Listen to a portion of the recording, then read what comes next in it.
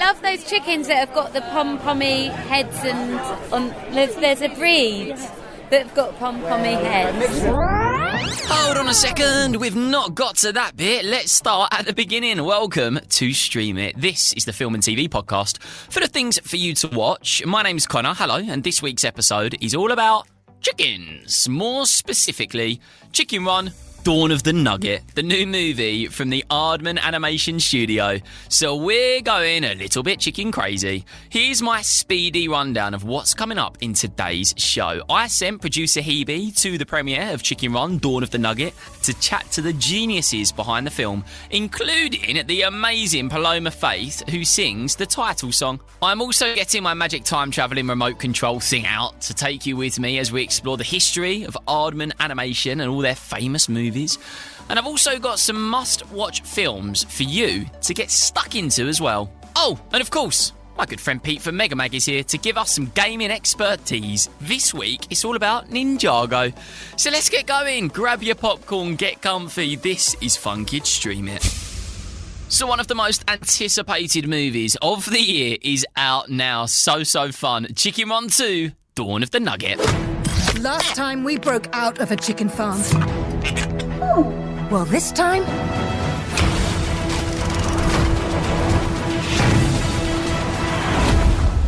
we're breaking in. It's an impossible mission. Fire. Only the small matter of this electric fence. The camera-driven gun-toting moles. And the laser-guided exploding ducks. Huh? That place is impenetrable. Yeah, and you can't get in neither. Ginger and Rocky have escaped the farm, but the adventures continue. They've hatched a little girl called Molly, who seems to be just as adventurous as the Daredevil duo.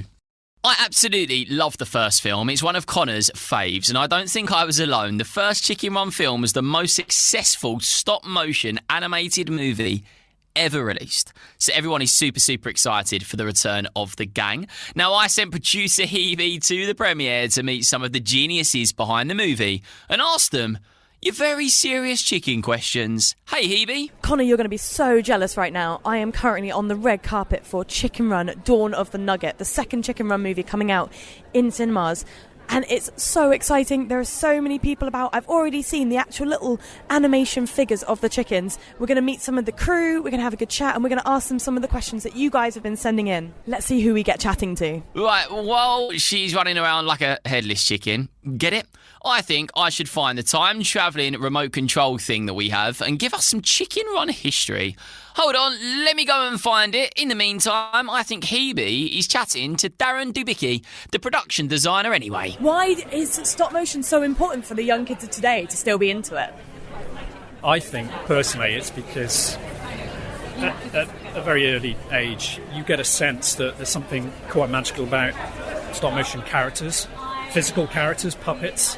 You have that initial understanding that they are created by hand, and it's all tactile. And I think it's that, getting that warmth into stop motion and knowing that people have created it with their own hands. It's just a wonderful, magical world. Oh, it's gorgeous.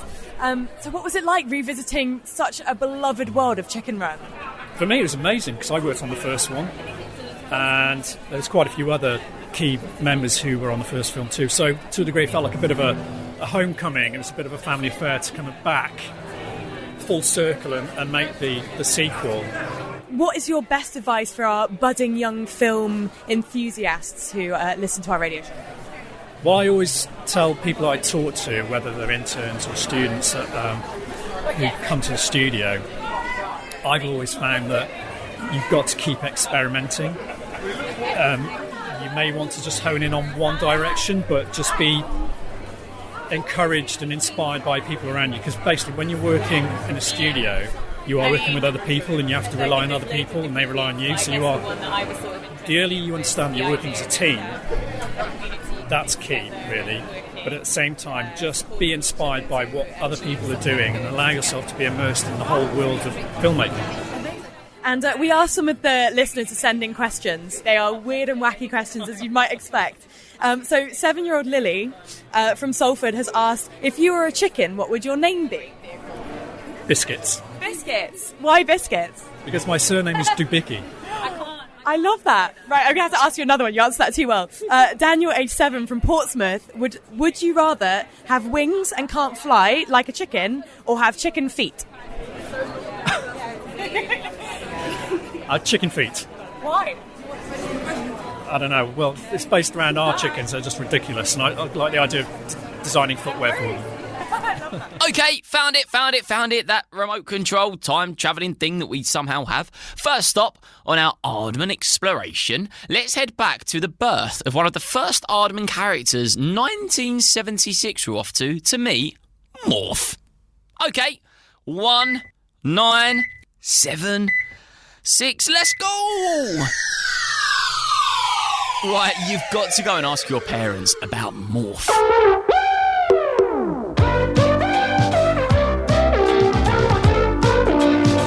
This is how it all began. It all started one day when Morph was bored with nothing much to do, and there was a knock at the door.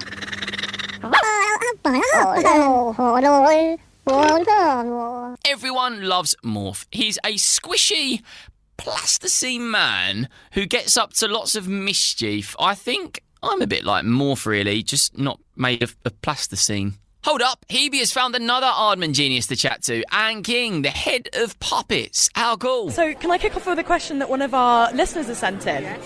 So we have 9-year-old Lily from Salford has asked, if you were a chicken, what would your chicken name be? That's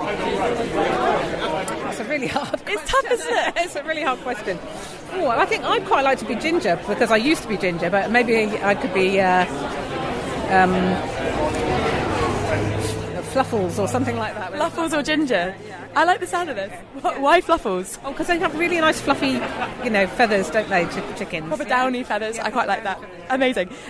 So what's it been like revisiting one of the most beloved children's movies after 23 years? It's been really exciting. So I did work on the first one, and so it was really great just remembering all the stuff we made and then being able to make it different and better. It was really quite good, yeah. It seems like a lovely team, almost like a family. Has it felt like that? Yeah, that's right. Because there's quite a few people who worked on the first one, and Aardman is a bit of a family. We've all been there a long time, so it's really nice to work together with people and get and bring it all to life again. It's really good. Yeah. For some of our listeners, they might not know what your job would entail. How would you explain what you do for the film? Well, so I'm we're responsible for puppet making, and we'll get the puppet designs to get the character design. So we'll look at the old pictures of Ginger, and then we'll actually sculpt the character and get that working and approved, and then look at the colour design. And then we have to work out all the engineering of how we can get it to move, and we work with the directors to make sure it moves in the right way, and separate out into tiny little parts and make each individual little bit, and then fix it all together. After 23 years, has that process changed a lot then? Yes, it has, I think, because the materials have changed, they're much better quality, and we use a lot more digital. We can scan things and build inside parts in the computer and then print them out and fix them in, so it's made quite a difference. Yeah. Amazing. So another question from our listeners. 11-year-old Sam has asked, do you see yourself in any of the characters?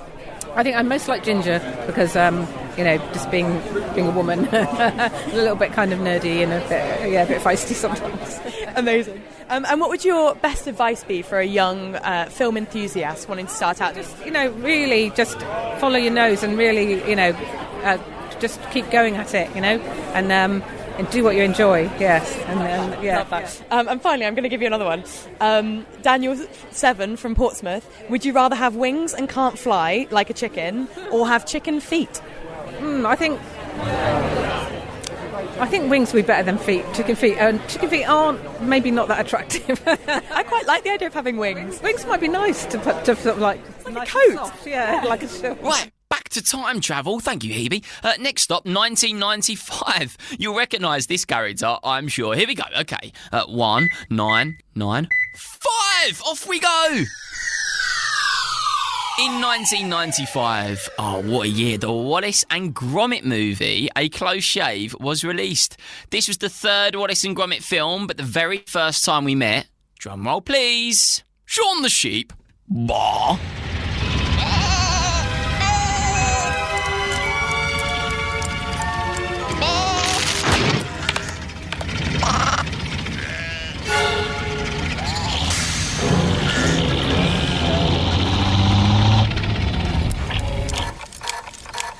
Porridge today, Gromit.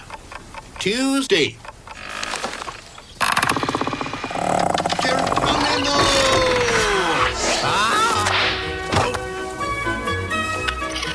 I love this movie. It's one of those classics you have to put on over Christmas. It really is. It's just the best. Oh, hold on. I think Hebe has found a few more Aardman stars. That's John O'Farrell, Carrie Kirkpatrick and Rachel Tonnard. 3 of the screenwriters of Chicken Run 2, Dawn of the Nugget. God, Hebe's busy, isn't she? We've asked some of the listeners to give us the weird and wacky questions to ask you all. Oh my God, amazing. So we'll start off with 9-year-old Lily from Salford has asked, if you were a chicken, what would your name be? It's not easy, is it? It's really not easy. I have absolutely no idea. Something like Frizzle. I think like she's the new character in the film, and it was really good fun coming up with something silly like that. Do you see yourself in Frizzle? Or is there any character? Looks like Frizzles, I think. Say so? Well, I wrote the first film, and John came on afterwards, and my very first suggestion when I came onto the film was to make Rocky American. Yeah. Partly because it worked for the conflict, but also, if you can't tell, American biker, I get that. He's a bit, Rhode Island Red. Yeah. he's a Rhode Island Red, and it worked with the whole World War II theme, with Americans showing up late for every war, and but it also gave me somebody in the midst of all this British voices. Gave me a voice that I could put, and I hate to say how much like Rocky I might be.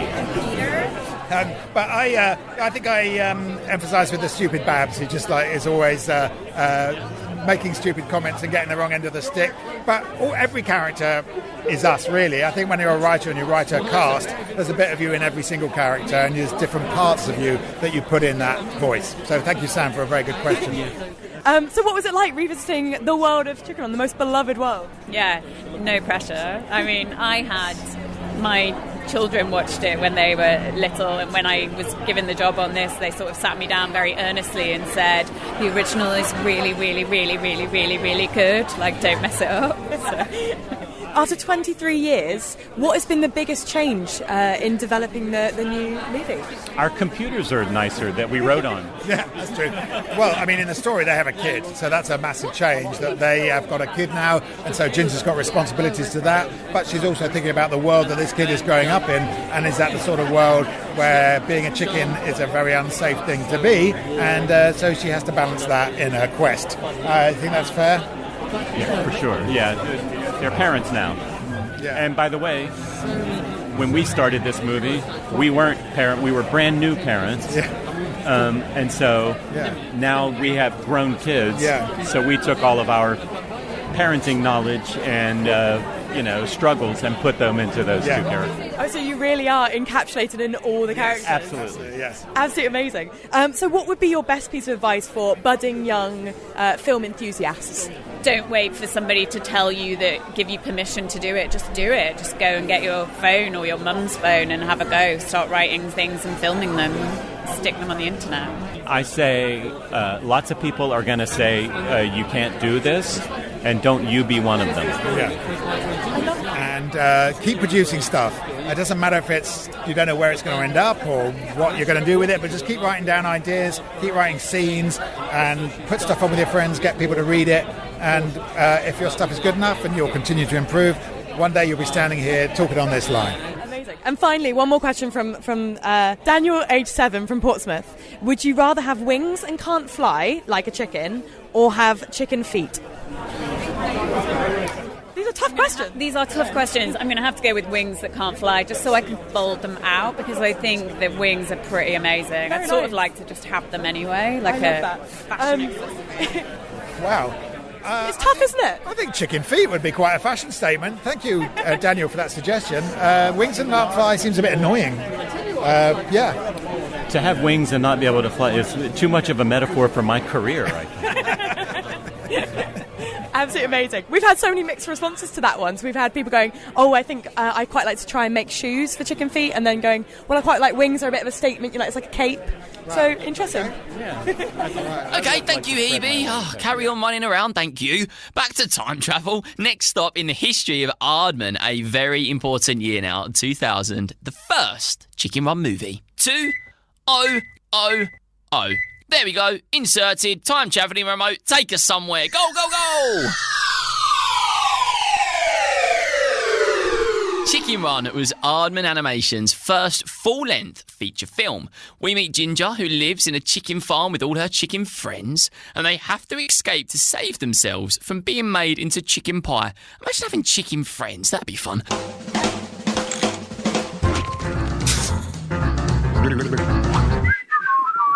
Operation Cover Up! No chicken escapes from Tweedy's farm! You've got to get out of here.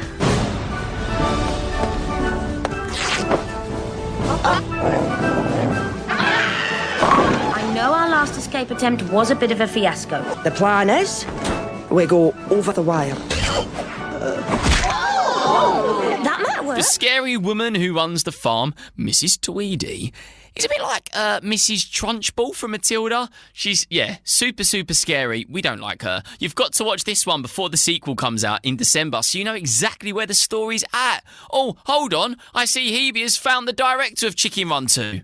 That's cool. He's Sam Fell. 9-year-old Lily from Salford has asked, if you were a chicken, what would your name be?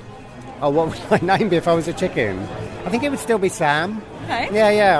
Why stick with the same name? You could be any name for a chicken, ever. I don't think the name is like just the front, it's just a superficial thing, really. I think it's more like the deep chickeniness that I would like to be getting into. And to be honest, I have been living like a chicken for the last 6 years, and I've been getting in character. So every night I kind of like cluck and squawk around my apartment just to kind of get in the role. I love that. Do you see yourself in any of the characters in the movie? Probably all of them. I mean, I know I'm kind of old and crusty, but I really love Molly, the young character, Ginger's daughter. She's so adventurous, and she's a little bit innocent and a little bit reckless, but I just love the way she goes out into the world and takes on all the challenges and finds her way through it. So I love that, and I feel like, I needed to be that plucky to get this done. Plucky, I love it. You've been doing this a while. So why is it so important for young kids to still love and adore stop motion? Well, it's a beautiful craft. It's over 100 years old. It's handmade. As the world gets more and more technological, and as we spend more and more time in our heads and on our screens, I think handmade craft is still like something, and they should try it at home, get a bit of clay and make some figures or something, get away, put your phone down for a bit and, maybe just make stuff. And I think old crafts and old technologies, we shouldn't forget them. And new is not always necessarily best. I mean, look at the bicycle, okay, right? Bicycle's still a good thing. Great example. Yeah. Yeah, 100%. So what's been the biggest change in the 23 years between the two? How's the production changed? Well, I mean, this is, as you'll see, it's like a big Saturday night action movie now. Like the first movie, they were all locked up in those huts, and so it was quite contained. But this is a much bigger movie. Now the chickens are action heroes. And now they're like taking on this giant... This is why you want to be a chicken. Yeah. So they're taking on this giant Nugget factory. So it's a much bigger challenge for them. It's a much bigger movie. And so we've used some digital technology to kind of like reach that scale. But at heart, it's still chickens in hands being moved slowly. I love that. Would you rather have wings and can't fly like a chicken, or have chicken feet? Tough questions, I have to say. Would I have wings or chicken feet? Yeah. I think you chicken... can't fly, so... Well, the flying bit's the bit you want, probably. But, no, I'd go for the feet. Why would you go for feet? I don't know, I just think they're quite good for scratching and, like, hanging onto things. And, you could go and, like, rake your lawn without having to kind of, like, work too hard. The undiscovered uses of chicken feet. I bet you, if you had chicken feet, after a while, you'd be just glad you had them, I absolutely love it. And finally, what would be your best piece of advice for any budding film enthusiasts listening? Start small, take small steps. Don't expect to be making big movies at the beginning. Take a little step at a time. Maybe just think about a little story that has a beginning, middle and end, right? Read some fairy tales. Once upon a time, there was a thing, then they did this, and because they did that, they ended up doing that, and in the end, the world had changed a little bit. And they defeated the Nugget Factory. Yeah, and do it. Make little drawings for each of those sentences in the story, and show that, and tell the stories to your friends, and show them the pictures as you tell them the story. And that is the beginning of filmmaking, to be honest, just telling a story with pictures. Amazing. He's got a very cool job. I think I'd like to direct a film sometime. I think if I was to direct a film, though, it'd have to include chickens. I'd love to direct a chicken film. Maybe Chicken Run 3, directed by Conor. That could work. Anyway, we better get going. Next stop on our adventure, 2006. Okay, time travelling remote. Where are you? Oh, there you are. Okay, 2006. Let's go. This was the year Aardman released Flushed Away. I highly recommend this movie. Flushed Away is such a classic. So great. You know what you are? You're a real gent. Well, after a hard day of navigating sewer pipes, there's nothing better than relaxing in a jacuzzi whirlpool bath. That looks so inviting. Oh, yes, the water looks perfect. Now, you hop in and I'll press this lever to get the bubbles going. Right, in we go. Oh, wait. I know we got off on the wrong foot before, right? But, you know, I really think we're going to get along, don't you? Swimmingly. Be seeing you, my friend. You plonker! You think I don't know a toilet when I see one? You were going to flush me down the loo. No. It's a big jacuzzi deluxe model. But then you won't mind if I get the bubbles going, will ya? No, not the lever. Have mercy. No, I can't swim. Bon voyage, me old cream cracker. Hold your nose. Stop. You can't do this. You were going to try and flush me. Let's see how you like it. Roddy, what's her name, is this posh rat who ends up falling down a toilet and having to survive in the sewers with a whole load of crazy characters. Yeah, Roddy literally gets flushed away. Sounds ridiculous, doesn't it? Well, it is. You gotta watch it over on Amazon Prime and let us know what you think. Right, I think Hebe has found someone rather cool on the red carpet. Really, Hebe? Have you actually found the singer Paloma Faith? Wow, that's cool. Here we go. If you were a chicken, what would your chicken name be? Pom-pom. Pom-pom. Why pom-pom? Just because I really like a sort of frou-frou outfit. You'd have an amazing outfit. And I love those chickens that have got the pom-pommy heads and there's a breed that have got pom-pommy heads. I love that. Okay, so Daniel7 from Portsmouth says, would you rather have wings and can't fly like a chicken, or have chicken feet? Drama that they have in the first film, and I like. They're tough questions, aren't they? I think wings and can't fly, decorative wings. Okay, yeah. It's an outfit. Would they be covered in pom-poms by any chance? Of course, always. 11-year-old Sam has said, do you see yourself in any of the characters? Could you see yourself being one of the chickens? Well, as I keep saying, I do like an outfit and I like a feather and I like bright colours, so yes. So you choose to be one of the chickens in the movie? Yeah. Amazing. Lovely to meet you. Well, now, I'm really jealous. I hope Hebe got her autograph for me, or maybe just a little voice note saying, hello, Conor, it's Paloma Faith. That'd be cool. Time for our final stop in our journey before we head back to the present. I'm tired after all this time travelling. 2013. We're going to take a look at Shaun the Sheep, the movie. Okay, 2013. Bam. There we go. Let's get going. If you love Shaun and the Flock, you got to watch them run away to the city, get arrested, go to fancy restaurants in disguise, and so much more. Yeah, imagine seeing somebody in a fancy disguise and realising it's a sheep at dinner.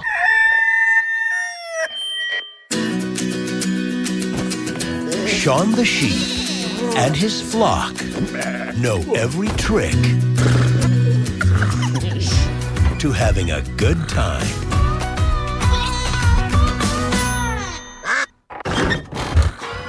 You would not think while watching the movie that there are no words in it. Literally no words. It's crazy funny and full of mayhem.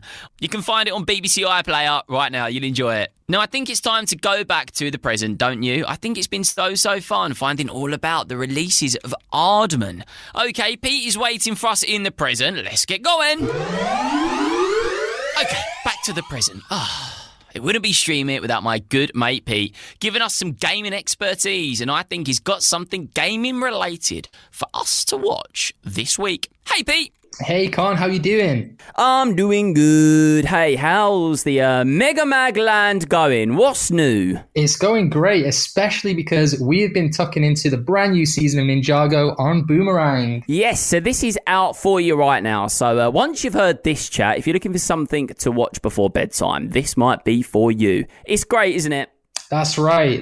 So this season is called Crystallized, and that's because it's all about a mysterious new villain called the Crystal King. Yes, the Crystal King. And now, if you haven't seen the Crystal King, he does look like a proper villain, doesn't he, Pete? Yeah, he's covered in spiky crystals, lots of black rock, the classic villain look, I'd say. Yeah, so how's it been, like, sort of the reaction to it? It's been out for a while now, and it's, it's a new season, and people are always a bit like, oh, what's to come? I've heard that this is a good season. So far, so good, I've got to say. I'm a few episodes in, and they've brought back a ton of classic villains, united them together into a team called the Crystal Council, sort of like Evil Avengers. Evil Avengers, I like it. Also, I've seen all the little characters as well. They always release their little Lego characters. And the Crystal King looks really good to have. He looks like a good one. Yes, it's sweet. And like all the classic characters have got slightly new looks as well. They've got little crystal changes to their costumes, which makes them look extra cool.